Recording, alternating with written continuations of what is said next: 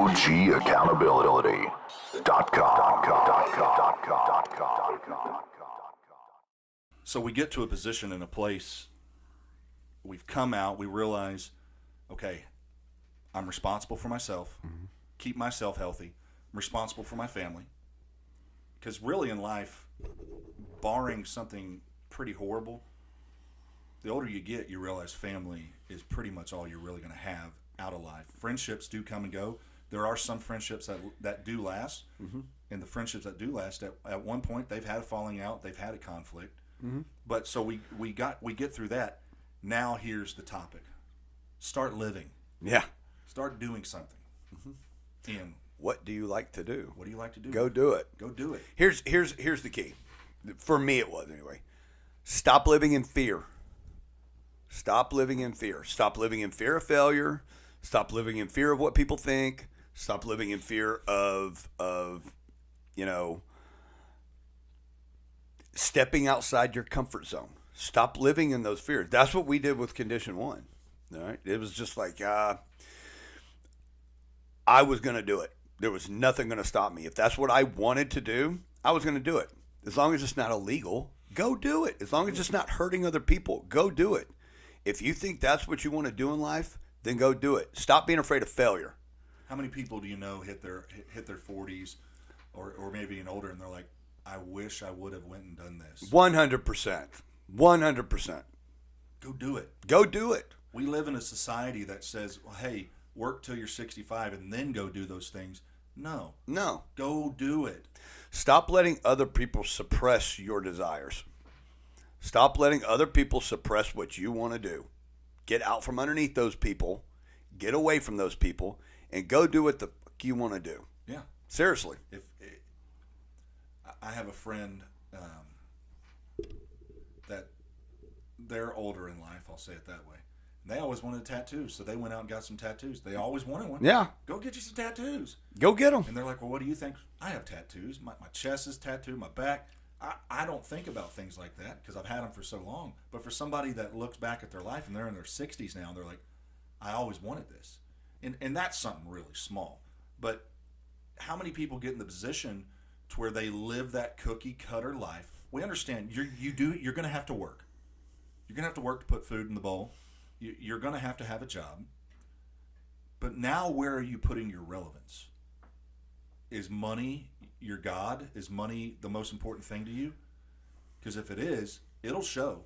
It'll show in your family. It'll show with your kids as they get older on what's important to them.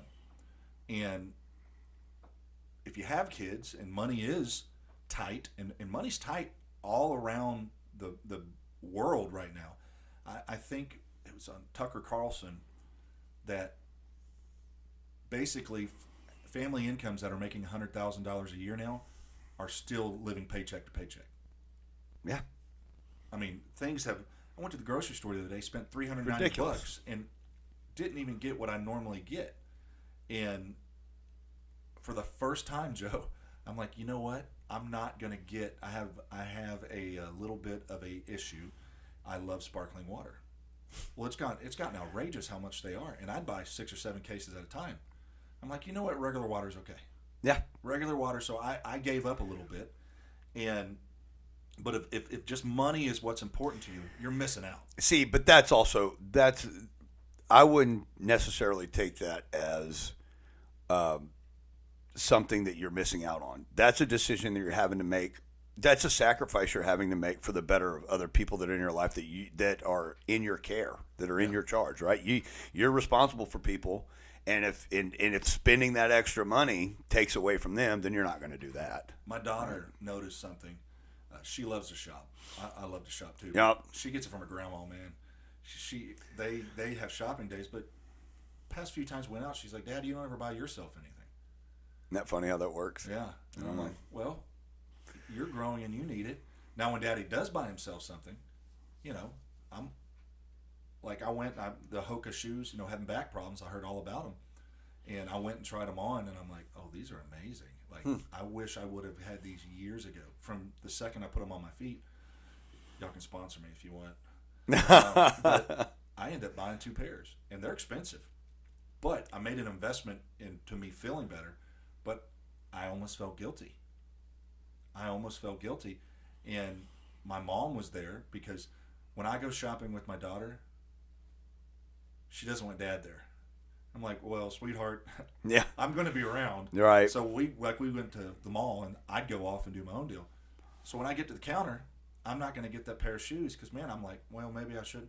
My mom ended up buying them for me. She's like, I'm going to buy. I'm like, no. And she's like, no, you don't ever get yourself anything. Get the shoes. I'm like, no. So she ended up buying them. And when you find what you like to do, find what your family likes to do. Some of the best memories I have are sitting around a table playing board games. Oh, and isn't it great sitting around with your family? Yes. I posted something the other day, and I really meant this too, because we were sitting there, and we were just sitting in the living room. The whole family's in the living room, and one of the best things about life is the cool little universe that we get to create. That's all ours inside those walls, right? That Yes. to me is the best gift that life could ever give us, is the fact that we get to create our own little happy universe inside the walls of our own home. Now, are all homes like that? Not at all. And I hate that. I hate that because I want other people to experience the joy that we get to have. Joy is contagious, just like negativity. Isn't it crazy? Joy is contagious, and we've got to a position where we can start identifying our misfunctions. And if I'm just going to say it like this: if you are in your 40s and you still don't know who you are, you really need to get some help. Go talk to somebody. You know, if you have a mountain that's holding you back from your full potential and becoming who you are as a person, it's okay to go get help. It's okay because, as you said, we want everybody to have that joy. Oh yeah. And I want everybody to experience what I get to experience. 100%. but that Joe, that came from you, as you said, man, I owned my shit. Oh yeah. I got on top of everything and I tackled it and I overcame it. You have to face that mountain, man. You have to face that mountain. You either have to climb it or you got to remove it. One of the two. It's much easier to climb it. I'm just letting y'all know that. I've tried to remove it before, and all it did was bring me a hellacious pain.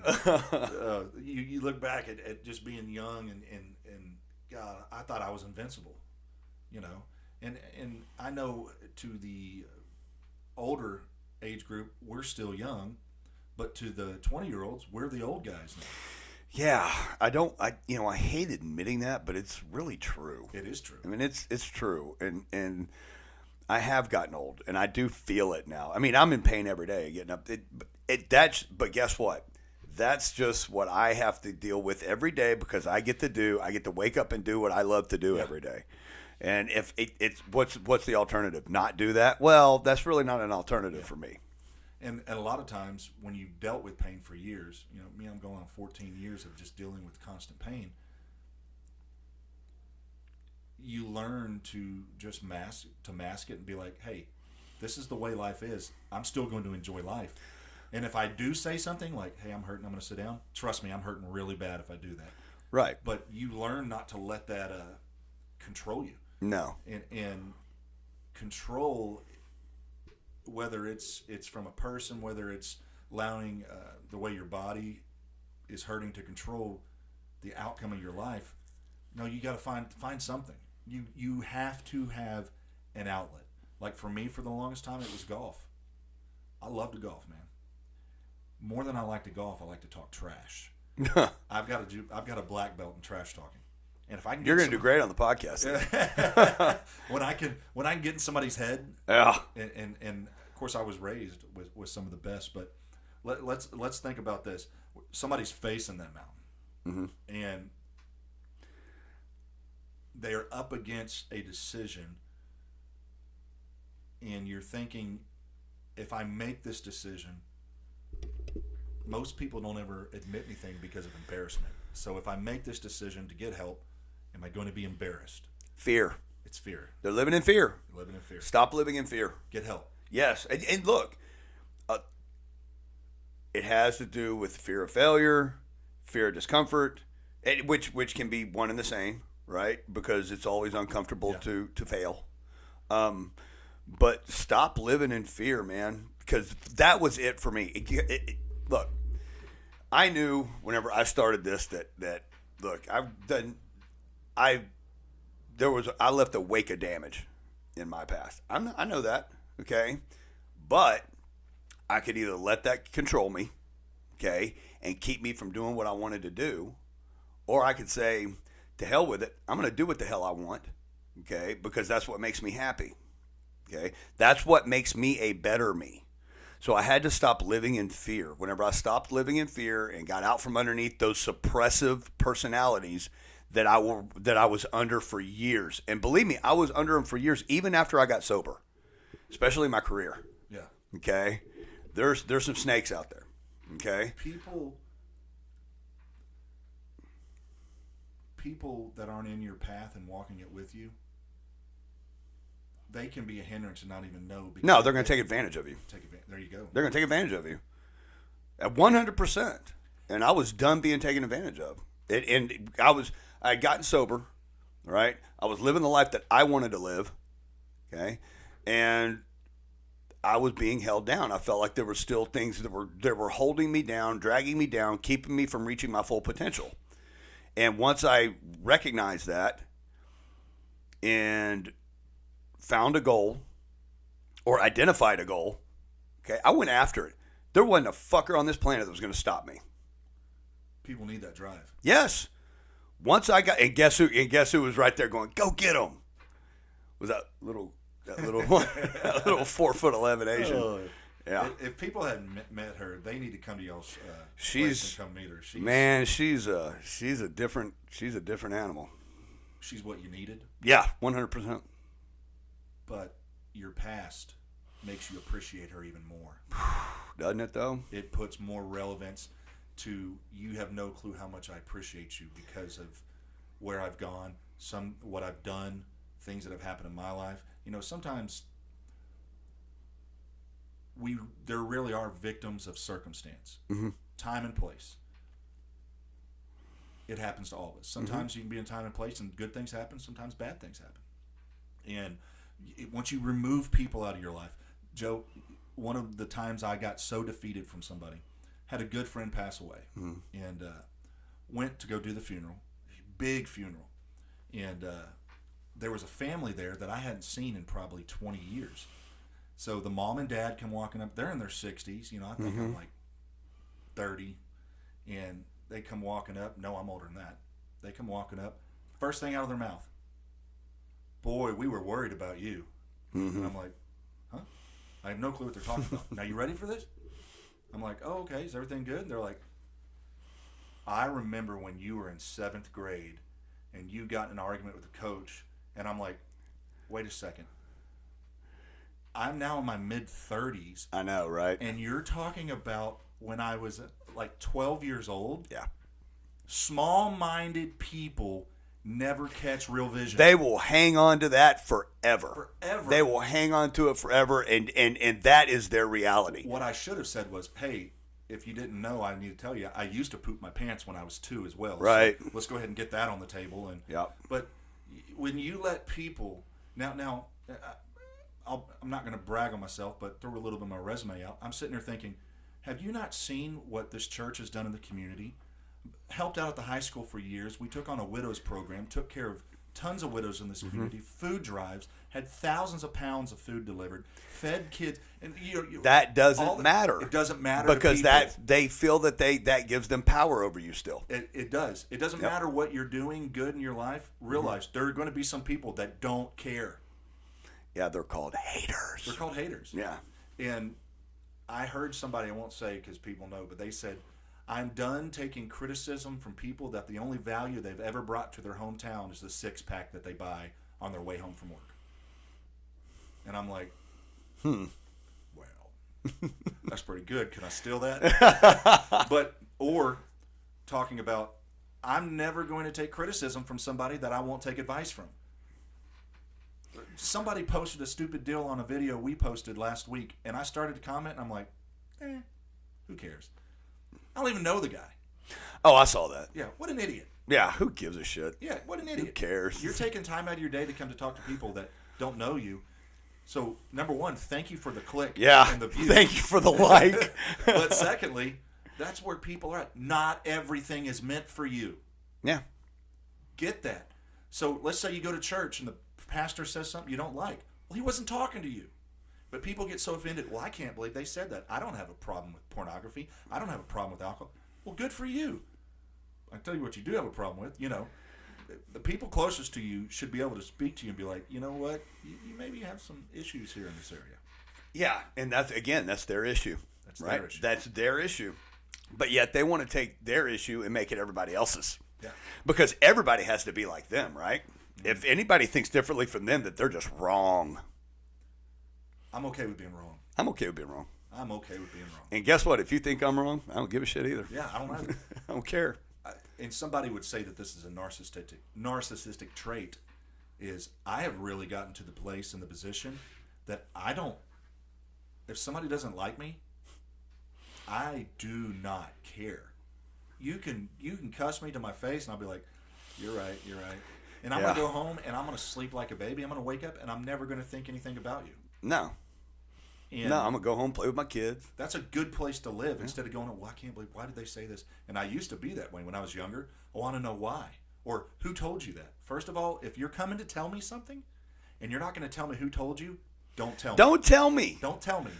Well, I heard. You just want to be part of the it. You want to be it part is. of the it crowd. You want to be in the know, huh? I so sick. Congratulations. Well, I heard. That's almost like the news when they say sources say. What sources? Yeah. Well, the homeless guy that lives behind KFC said it. Oh, that's your source. So when somebody says somebody said, let this be a lesson to everybody. If you have friends that this all they do is sit around and talk about people, you're hanging around the wrong people. Right. Get the heck away from them. Right. Yeah. I've removed those people from my life, but of course, being in the public eye, it happens. You get sucked. People try to suck you into it, and especially being a business owner. You've got to really be agnostic to all that stuff, right? You have to be. Because we face criticism all the time. We got people that comment on things. We got people that have their smart ass little comments. That's okay. You're doing it from behind a keyboard. We're doing it here on the mats, dude. Yeah. If you're so much better at what we're doing than we are, I have a free trial class. Come teach us. Yeah. Show us. Come. Let's get you on the mats, see what you know. Yeah, most people are never going to take that. No, they're not going to. No. We just felt good. And we put a lot of merit in what we do know. But mentally, behind closed doors, we put more merit in what we don't know. That fear that I'm not going to get involved with that because I don't know anything about it. Do we live in the information super age now? Yeah, right. Something. Learn. And even at our age, there are a lot of people in their 40s and later that if you'll go back and study, it's when their successes came. There's some people that happen in their 20s, but some people have to. I had to learn the hard way. I think a lot of that has to do with maturity. I honestly do, because I didn't start straightening up and really growing until I was 28 or 29. I can't remember. It's 14 years ago. But, and then I started living right. Started doing what I feel is living right. If you don't think I was living right, well, that's your whatever. Yeah. Well, everybody has the answer. Everybody has the answer, right, of what I should have been doing. But once I got into my 40s, that's where most people earn their wealth, is in their 40s, right?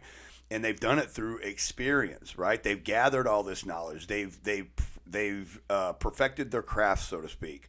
However, even though you may perfect your craft, you never want to know everything. We talked about that last time too. You always want to remain humble. You always want to be, if you're not in the room if you're the smartest guy in the room, find another room. That kind of mentality where you're constantly growing. That's another key right there to this whole thing, is never stop wanting to grow. Never stop wanting to learn. That will keep you motivated to keep going. Contentment can actually really, really do a lot of damage to people when you just get to the places that you're content in.